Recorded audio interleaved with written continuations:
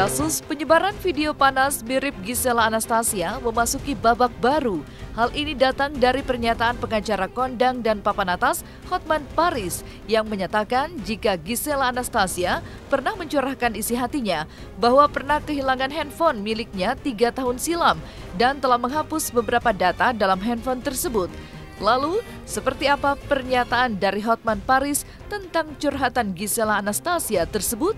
Dan berangkat dari curhatan Gisela Anastasia kepada Hotman Paris yang mengakui pernah kehilangan handphone serta telah menghapus beberapa file serta data dalam handphone tersebut, maka pakar telematika Roy Suryo mengatakan jika file yang telah tersimpan dalam sebuah handphone dan telah dihapus, maka akan dengan mudah file yang telah dihapus dalam handphone tersebut di-recovery kembali. Lalu seperti apa penjelasan dari Roy Suryo tersebut?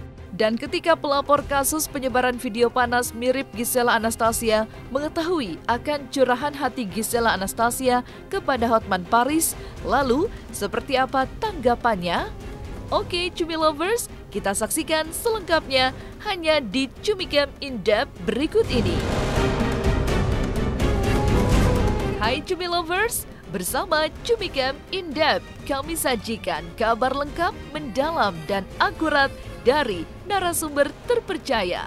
Dan jangan lupa untuk like, subscribe, dan juga share channel YouTube ini.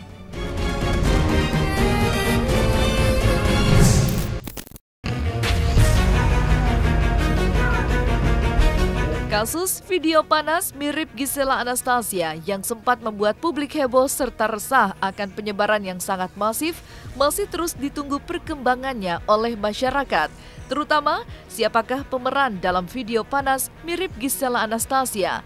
Dan perkembangan terkini datang dari pengacara kondang serta papan atas yang memberikan pernyataan yang mengejutkan bahwa Gisela Anastasia pernah datang dan bercerita kepada pengacara kondang tersebut dan mengatakan jika pernah kehilangan handphone miliknya 3 tahun silam serta sudah menghapus data tertentu di sebuah handphone miliknya. Karena Gisela pun datang ke saya secara pribadi sebagai teman.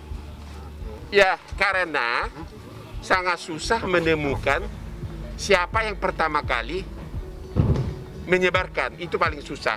Saya udah bicara dengan Gisel bahwa menurut pengakuan Gisel, handphone itu 3 tahun lalu dikasih ke manajernya dan dia sudah hapus.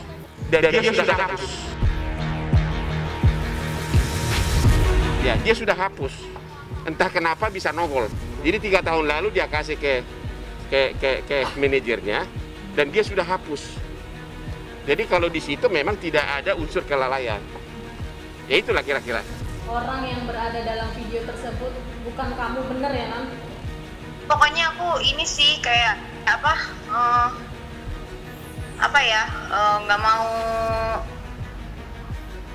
mau bikin runyam semuanya. Kalau kayak gitu yang mukanya kayak aku juga banyak kan gitu. Jadi ya nggak mau yang itulah, udah pernah lah, udah lewat gitu. Maksudnya yang begini udah jadi ya udahlah, ya sama lah gitu. Maka ketika kejadian 3 tahun yang silam atas apa yang terjadi pada Gisela Anastasia telah diceritakan kepada Hotman Paris. Menurut Hotman, saat BAP di hadapan penyidik, Gisel mengaku telah kehilangan telepon genggamnya yang sempat ia berikan kepada manajernya. Setahu saya Gisel tidak membantah kok. Setahu saya Gisel tidak membantah, dia tidak membantah di BAP. Setahu saya tidak membantah dia. Dia hanya bilang bahwa itu 3 tahun lalu waktu handphone itu dikasih ke manajernya, dia pun nggak tahu handphone yang mana. Karena ada 3 handphone dikasih ke manajernya dan dia bilang sudah hapus. Ini pertanyaannya, apakah ditemukan unsur melawan hukum? Ya, apakah Gisel itu lalai? Apakah dia selordeh? Itu tidak menyimpan secara proper, secara hati-hati itu video. Itu kuncinya di situ. Karena dulu waktu kasus artis si A yang saya kan pengacaranya CT, itu karena unsur kelalaian. Tetap buktikan bahwa kau tidak lalai. Tetap buktikan bahwa memang kamu benar-benar tidak lalai. Bahwa kau benar-benar memang tidak ada kesengajaan. Maka pertanyaan pengacara kondang dan papan atas Hotman Paris kembali mengejutkan khalayak ramai. Dan ketika ditanyakan kepada pakar serta ahli telematika, apakah sebuah file yang pernah ada dalam sebuah handphone kemudian telah dihapus, apakah dapat dimunculkan kembali? Maka pertanyaan tersebut dijawab dengan lugas oleh Roy Suryo sebagai pakar telematika yang mengatakan bahwa file-file lama atau data yang pernah tersimpan dalam sebuah handphone walaupun pernah dan telah dihapus dapat dimunculkan kembali atau di-recovery. Sebagai pakar telematika yang berpengalaman, dirinya pernah diminta oleh pihak kepolisian untuk membongkar sebuah kasus. Dan sesuai keahliannya, Roy Suryo pun mengembalikan file-file dalam sebuah handphone yang telah lama hilang hingga dapat ditemukan kembali olehnya. Kalau saja apa yang disampaikan oleh pengacara kondang itu benar, berarti sekarang semakin masuk lagi ke perkara. Artinya ada yang mengaku bahwa 3 tahun yang lalu handphonenya hilang, yang pertama. Ada yang mengaku kalau file-file itu 3 tahun yang lalu sudah dihapus. Nah ini kan malah jadi pertanyaan gitu loh. Gitu. Kenapa harus dihapus dan kenapa hilang? Tapi yang menarik adalah apakah kemudian file yang sudah dihapus itu kemudian bisa muncul lagi? Jawaban saya sangat bisa. Kenapa tidak ya gitu? Karena dulu saya juga pernah nangani kasus artis MZ namanya ya. Jadi MZ waktu itu disangkakan dia memerintahkan anak buahnya untuk melakukan penganiayaan terhadap seorang yang namanya Agung ya gitu. Penganiayaannya dilakukan di Hotel Ibis di Sleepy waktu itu. Kemudian para penganiaya itu lapor kepada artis MZ ya gitu, dan ketika lapor itu polisi kemudian bisa mengambil atau mentranskrip pembicaraan mereka, ada perintah itu. Cuman waktu itu sempat bukti dari kasus itu tidak ketemu. Saya waktu itu diminta oleh kepolisian untuk kemudian mengangkat kembali ya, istilah awamnya ngangkat ya, tapi istilah teknisnya itu merecover atau menundelete atau menunformat ya gambar-gambar yang ada pada handphone yang bersangkutan. Jadi waktu itu handphone dari para pelaku itu kemudian disita oleh kepolisian. Polisian kemudian minta saya, dan saya pun cukup melakukannya di kantor polisi waktu itu, tidak kemana-mana ya, dengan komputer dan dengan software yang ada. Kemudian kita bisa merecover file-file yang sudah hilang. Jadi hati-hati, apapun file Anda ya, kalau itu memang sempat ada di handphone ya, mau itu di-delete, mau itu di-format ya, kecuali dimusnahkan secara benar-benar habis ya gitu. Nah itu tetap akan bisa di-recover lagi. Dan ketika beberapa waktu yang lalu, Roy Suryo pernah menganalisis sebuah video panas mirip Gisela Anastasia dan menunjukkan hasil dengan melakukan metode ilmiah dan teknologi dan menghasilkan nilai komparasi sebesar 72%. Maka, Roy Suryo kembali melakukan pengujian secara ilmiah.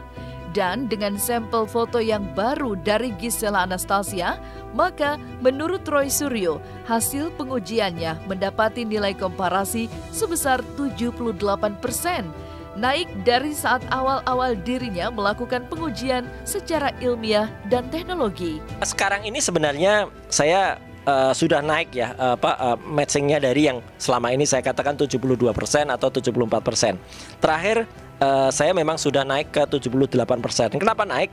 Karena sudah menemukan foto yang memang lebih mirip ya gitu dengan yang ada. Jadi foto ini yang kemudian terakhir saya ambil sebagai sampel pembanding. Ya, saya belum lihat ini kapan ya foto ini, tapi kalau ini kemudian dikomparasi dengan artis yang bersangkutan dengan orang yang ada dalam video itu, ketemunya sudah bisa nyampe 78%. Jadi sekarang tinggal 22% lagi gitu ya, yang kalau itu dikatakan belum.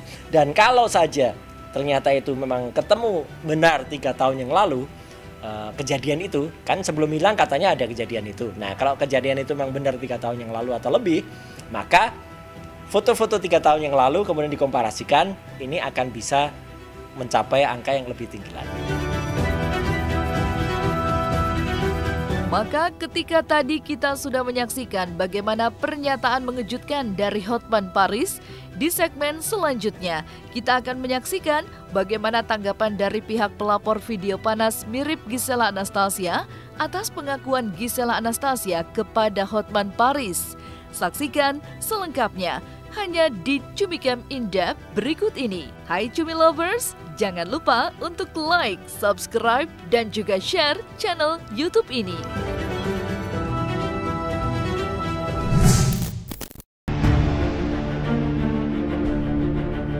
Dan ketika Gisela Anastasia bercerita kepada Hotman Paris bahwa pernah kehilangan handphone 3 tahun silam dan telah menghapus data-data dalam handphone tersebut, maka hal ini ditanggapi oleh pelapor kasus penyebaran video panas mirip Gisela Anastasia. Dan seperti inilah tanggapan serta reaksi Pitra Romadoni selaku pelapor kasus penyebaran video panas mirip Gisela Anastasia atas curhatan Gisela Anastasia kepada Hotman Paris. Saya selaku pelapor di Polda Metro Jaya, ya, saya melihat di sini ada kepanikan, ya, kepanikan yang mesti harus diselesaikan. Nah, saya minta juga kepada orang-orang yang merasa, kalau memang merasa itu dirinya, segeralah meminta maaf kepada masyarakat Indonesia. Itu lebih mulia dibanding berkelit-kelit yang tidak pasti. Jadi saya selaku pelapor juga sangat menjunjung tinggi asas praduga tidak bersalah. Saya menghormati kinerja Polri, saya menghormati teman-teman polisi yang sedang bekerja, maka saya juga selaku pelapor tidak berani menyimpulkan suatu peristiwa sebelum ada rilis resmi dari polisi. Nah, karena memang ini ada suatu pernyataan, ada suatu keterangan-keterangan, maka dari itu saya kira Polri, ya, harus melihat ini sebagai petunjuk yang bisa menguatkan keterangan-keterangan di dalam berita acara pemeriksaan, sehingga perkara ini terang benderang dan jelas. Pitra Romadoni sebagai pelapor kasus video panas mirip Gisela Anastasia percaya bahwa polisi telah berada di jalur yang tepat dan sesuai dengan koridor hukum untuk mengungkap kasus penyebaran video panas mirip Gisela Anastasia yang sangat meresahkan masyarakat. Makanya saya kira langkah Polri sudah sangat tepat sekali melimpahkan ke tahap 1 agar melengkapi berkas-berkas apa saja yang dibutuhkan oleh pihak kejaksaan dalam proses pra penuntutan seperti itu. Nah, seumpamanya pun handphone salah satu terduga ini hilang ataupun dikatakan sudah dihapus, ya, perlu pengungkapan yang lebih dalam. Karena terduga juga sudah pernah menyampaikan klarifikasi, ya kan, klarifikasi yang memang saya nilai kurang tegas, ya, kurang tegas. Nah, apabila memang ditemukan bukti bahwasannya yang diduga-duga masyarakat itu benar adalah dirinya, maka ada pasal yang menjerat lagi dengan pasal penyebaran berita bohong, seperti kasus yang menjerat Ratna Sarumpait, gitu. Jadi kalau kita itu diri kita akui lah sekarang. Ini kan kemarin-kemarin terduga mengatakan bahwasannya tidak mungkin seperti itu, bahwasannya bukanlah dirinya atau segala macam. Ini yang perlu digali. Apabila nanti polisi menemukan bahwasannya hasil forensik juga diketahui bahwasannya dugaan masyarakat itu benar dirinya, maka ada pasal lagi yang diberlakukan, yaitu keterangan ataupun penyebaran berita bohong, seolah-olah bukan dia tapi dia, kan seperti itu. Nah, ini yang harus didalami lagi oleh pihak kepolisian. Lalu seperti apa langkah dari pihak kepolisian atas perkembangan dari kasus penyebaran video panas mirip Gisela Anastasia? Saksikan selengkapnya hanya di Cumicam In-Depth berikut ini.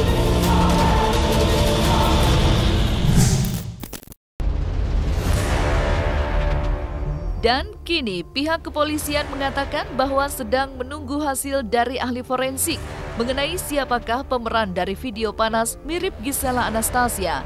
Polisi hingga kini juga masih mencari siapa orang pertama yang melakukan penyebaran video panas mirip Gisela Anastasia yang membuat masyarakat resah.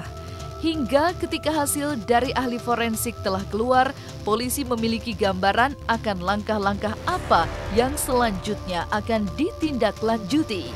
Kan saksi wajah ini kan pengen tahu apakah dia G ini asli atau bukan. Laki-lakinya siapa sih, pengen tahu, kan akan keluar nantinya. Itu kita masih nunggu. Untuk berkas yang dua tersangka yang sudah kita tahan ini, kita sudah melemparkan tahap 1 kepada JPU, Jaksa Penuntut Umum untuk ini. Nah, kita masih menunggu dari hasil itu, sekali juga masih menunggu. Jadi pertanyaan, apakah nanti akan dipanggil, bagaimana hasil dari pengembangan daripada saksi ahli dari forensik wajah seperti apa, nanti baru kita lakukan pemanggilan lagi, ya, untuk bisa mengetahui. Karena kita masih mengejar, masih mau profiling siapa penyebar pertamanya ini, masih bekerja terus tim dari unit cyber dan juga saksi ahli yang lain. Iya, saya sangat percaya kepada Polri dalam mengusut kasus ini. Yang pasti Polri juga sedang bekerja maksimal. Kita hargai teman-teman penyidik yang sedang bekerja, karena untuk membuktikan siapa pemeran video tersebut dan siapa penyebarnya itu perlu adanya forensik digital, ya, agar tidak terjadinya kekeliruan. Nah, selesai sudah Cumi Lovers bersama Cumi Camp In Depth. Kabar lengkap, mendalam, dan akurat dari narasumber terpercaya. Dan jangan lupa untuk like, subscribe, dan juga share channel YouTube Cumi Cumi.